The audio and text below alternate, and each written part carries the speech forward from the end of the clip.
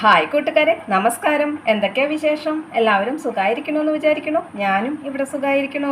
അപ്പം ഇന്ന് എൻ്റെ കൂട്ടുകാരായിട്ട് ഞാൻ പങ്കുവെക്കുന്ന വിശേഷം എന്ന് പറഞ്ഞു കഴിഞ്ഞാൽ നമുക്ക് എത്ര നല്ല ഫ്രണ്ട്ഷിപ്പ് ആണെങ്കിലും അല്ലെങ്കിൽ എത്ര നല്ല കൂട്ടുകാരാണെന്നുണ്ടെങ്കിലും അല്ലെങ്കിൽ എങ്ങനെ നല്ല ബന്ധത്തിലാണെന്നുണ്ടെങ്കിലും സാമ്പത്തികം മതി അത് തകരാനായിട്ട്, അല്ലേ?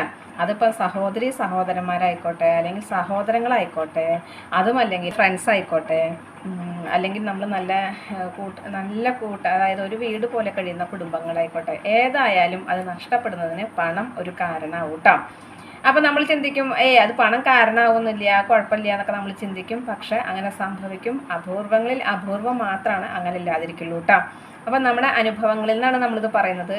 കടിക്കുന്ന പട്ടീനെ മേടിക്കുക എന്ന് പറയില്ല, അതായത് കയ്യിലിരിക്കുന്ന കാശ് കൊടുത്തിട്ട് കടിക്കുന്ന പട്ടീനെ മേടിക്കുക എന്ന് പറഞ്ഞ പോലെ നമ്മുടെ കയ്യിൽ ഇല്ലാത്ത പൈസയാവും ചിലപ്പോൾ നമ്മളൊരാളുടെ ബുദ്ധിമുട്ട് അല്ലെങ്കിൽ ഒരാളുടെ വിഷമം കണ്ടു കഴിഞ്ഞാൽ ചിലപ്പോൾ നമ്മുടെ സ്വർണം പണയം വെച്ചിട്ടും കൂടി നമ്മൾ പണം കൊടുക്കും, അല്ലേ? അപ്പോൾ അങ്ങനെ കൊടുത്തു കഴിഞ്ഞാൽ ആ പലിശ നമ്മുടെ കയ്യിൽ തന്നെയാവും. ഈ പണം ചിലപ്പോൾ ചോദിച്ച് ചിലപ്പോൾ നമ്മൾ ചിലപ്പോൾ ചോദിക്കില്ല മര്യാദപൂർവ്വം, അല്ലെങ്കിൽ നമ്മളെങ്ങനെ ചോദിക്കുക വെച്ചിട്ട് മടിച്ചിട്ട് നമ്മൾ ചോദിക്കാതിരിക്കില്ല.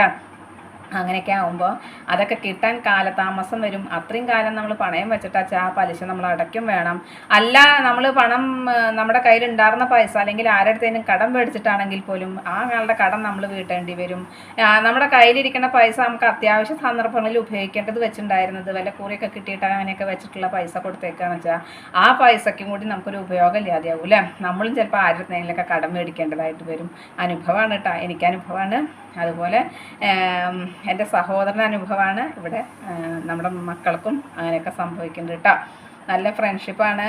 അപ്പോൾ തരുമോ എന്ന് ചോദിക്കുമ്പോൾ തരില്ല എന്ന് പറയാൻ പറ്റില്ല. അല്ലെങ്കിൽ നമ്മുടെ കയ്യിലില്ലെങ്കിൽ നമ്മൾ ചിന്തിക്കാറിയോ, നമ്മുടെ അതേ ബുദ്ധിമുട്ടല്ലേ മറ്റൊരു വ്യക്തിക്ക് എന്നുള്ളത് ചിന്തിക്കും. അല്ലെങ്കിൽ ഒരാളുടെ വിഷമം കാണുമ്പോൾ നമുക്ക് സഹിക്കാൻ പറ്റാതെ ആയിട്ടാണ് നമ്മൾ കൊടുക്കുക കേട്ടോ.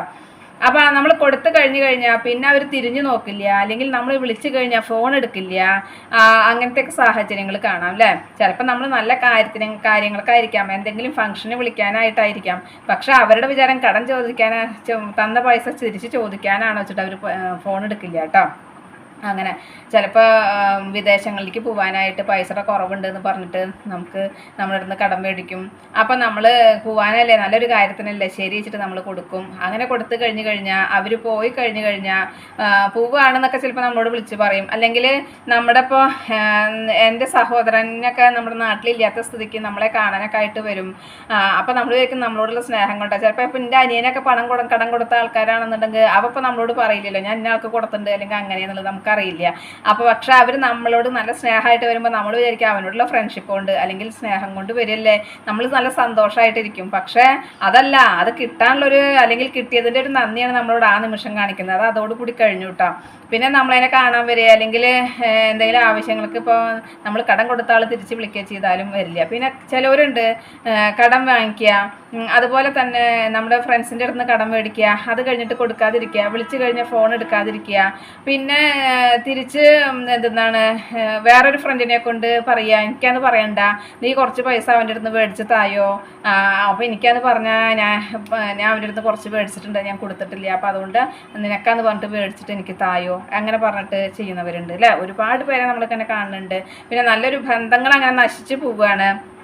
അപ്പോൾ നമ്മളിപ്പോൾ ചുരുക്കം നമ്മൾ ടൈലറിങ് അറിയുന്ന ഒരാളുടെ അടുത്താണെന്ന് നമ്മുടെ അടുത്ത് കടം ചോദിച്ചു, നമ്മൾ കൊടുത്തു എന്ന് വയ്ക്കും. നിസ്സാരം ഞാൻ ഒരു കാര്യം പറയാണ്, അങ്ങനെ കൊടുത്തു എന്ന് വിചാരിക്കൂ. അങ്ങനെ കൊടുത്തു കഴിഞ്ഞാൽ നമ്മൾ അവരുടെ അടുത്ത് എന്തെങ്കിലും തയ്ക്കാനായിട്ട് കൊടുത്തു കഴിഞ്ഞാൽ നമ്മൾ അതിൻ്റെ പൈസ എത്ര വെച്ചാൽ അവർ ഇത്ര രൂപ എന്ന് പറഞ്ഞാൽ നമ്മളത് കൊടുക്കും, അല്ലേ? അത് എൻ്റെ അടുത്ത് നീ കാശ് മേടിച്ചതല്ലേ, അവിടെ ഇരിക്കട്ടെ നമ്മൾ ചിന്തിക്കാറില്ല, നമ്മളത് കൊടുക്കും. അതുപോലെ തന്നെ നമ്മൾ ആരടുത്തും അവർക്ക് പിന്നീട് കൊടുക്കാമെന്ന് പറഞ്ഞിട്ട് ബാക്കി വെക്കണില്ല. നമ്മൾ അവർ അതായത് അവരുടെ കൂലി അവർ പണിയെടുത്ത് എൻ്റെ പൈസ അപ്പോൾ നമ്മൾ കൊടുക്കാതിരിക്കേണ്ട ആവശ്യമില്ലല്ലോ, നമ്മൾ കൊടുക്കും. പക്ഷെ നമ്മുടെ അടുത്ത് കടം മേടിച്ചത് അവർക്ക് ഓർമ്മ ഉണ്ടാവില്ല. നമ്മൾ അവരെന്നെ ആപത്ഘട്ടത്തിൽ സഹായിച്ചതാണല്ലോ എന്നുള്ള ചിന്ത ഉണ്ടാവില്ല. ചിലപ്പോൾ ഭർത്താവിനൊരു അസുഖം വന്നു, അല്ലെങ്കിൽ നമുക്ക് തന്നെ എന്തെങ്കിലും അസുഖങ്ങൾ വന്നു, അല്ലെങ്കിൽ നമ്മുടെ വീട്ടിൽ ആർക്കെങ്കിലും അസുഖങ്ങൾ വന്നിട്ട് അവർ നമ്മളോട് ഇങ്ങനെ വിഷമങ്ങൾ പറയുമ്പോൾ അവർക്ക് നമ്മൾ സഹായിക്കും. പക്ഷെ തിരിച്ച് നമുക്ക് നമ്മുടെ വീട്ടിൽ ഹോസ്പിറ്റൽ കേസൊക്കെ വന്നാൽ പിന്നെ പറയാനുണ്ടോ, എത്ര പൈസ പോണ വഴി അറിയില്ല, അല്ലേ? അപ്പോൾ അങ്ങനത്തെ സാഹചര്യങ്ങളിൽ നമുക്ക് അവർ തിരിച്ച് തരൂല്ല, നമ്മളവിടെ എന്താ ഏതാന്ന് വിളിച്ച് അന്വേഷിക്കില്ല കേട്ടോ. അതുപോലെ എന്തെങ്കിലും അവർക്ക് അത്യാവശ്യമായിട്ട് കാര്യങ്ങളുണ്ട്, അല്ലെങ്കിൽ അങ്ങനെയാണ് പണം കടം തരുമോ ചോദിക്കും, അല്ലെങ്കിൽ ഇത്ര രൂപ തരുമോ ചോദിക്കും.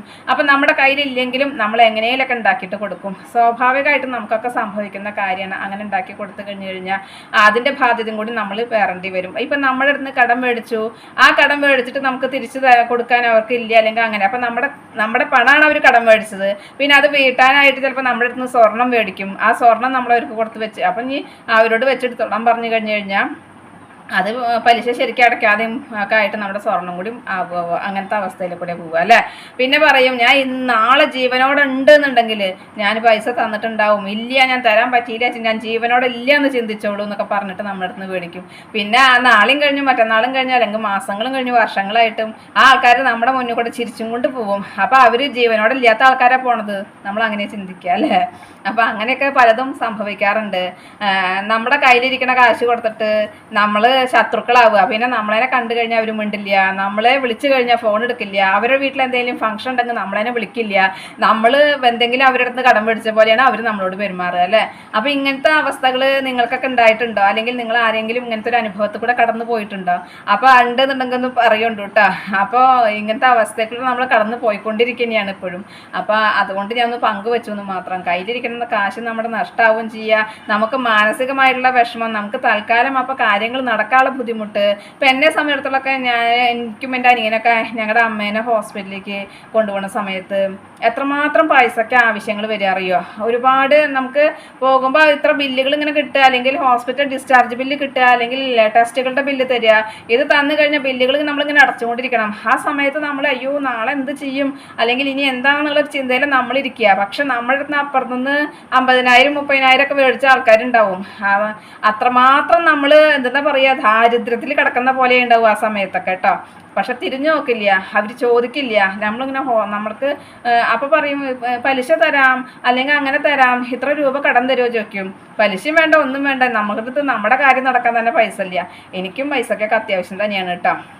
അപ്പോൾ ഇങ്ങനെ അനുഭവങ്ങളിലൂടെ വന്നപ്പോൾ അതൊന്നും ഞാൻ പങ്കുവെച്ചു എന്ന് മാത്രം. ഇന്നത്തെ എൻ്റെ വിശേഷങ്ങൾ ഇത്രയൊക്കെ തന്നെയുള്ളൂ. എൻ്റെ കൂട്ടുകാർക്ക് ഇഷ്ടമായി ഉണ്ടാവും എന്ന് വിചാരിക്കുന്നു. ഇഷ്ടപ്പെട്ട് കഴിഞ്ഞാൽ ലൈക്ക് ചെയ്യുക, ഷെയർ ചെയ്യുക. അതുപോലെ പുതിയതായി കാണുന്ന ഏതെങ്കിലും കൂട്ടുകാരുണ്ടെങ്കിൽ സബ്സ്ക്രൈബ് ചെയ്യാൻ മറക്കരുതേ.